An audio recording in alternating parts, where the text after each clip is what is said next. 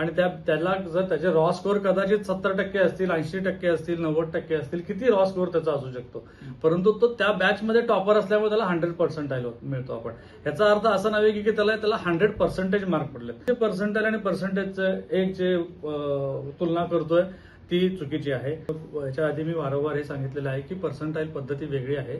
Percentile पद्धती ही त्या बॅचसाठी असते. त्या बॅचमध्ये जो टॉपर असतो त्याला 100% म्हणतात आणि त्याला जर त्याचे रॉ स्कोअर कदाचित 70% असतील, 80% असतील, 90% असतील, किती रॉ स्कोअर त्याचा असू शकतो, परंतु तो त्या बॅचमध्ये टॉपर असल्यामुळे त्याला 100% मिळतो आपण. याचा अर्थ असा नव्हे की त्याला 100% मार्क पडले. 100% मार्क म्हणजे त्याला 200 पैकी 200 मार्क पडले तर त्याला 100% म्हणता येईल. खरं तसे मार्क नसतात. कुणाला 190 असतात, 180 असतात. एखाद्या बॅचमध्ये 180चा टॉपर असतो, तो सुद्धा 100% असतो. एखाद्या बॅचमध्ये 190 वाला असतो, तो पण 100% असतो. एखाद्या बॅचमध्ये 170 वाला असतो, तो सुद्धा 100% असतो. त्याच्यामुळे ज्याला 170 मार्क पडले त्याला 85% मार्क पडले, कोणाला 80% मार्क पडले. त्याच्यामुळे आपण हे जे मुळात जे पर्सेंटाईल आणि पर्सेंटेजचं एक जे तुलना करतोय ती चुकीची आहे. दुसरी गोष्ट म्हणजे 12वी मध्ये काय मार्क पडले आणि त्याला सीईटी मध्ये काय मार्क पडले आणि आपण काय करतो त्यात सुद्धा फक्त सिलेक्टिव्ह घेतोय.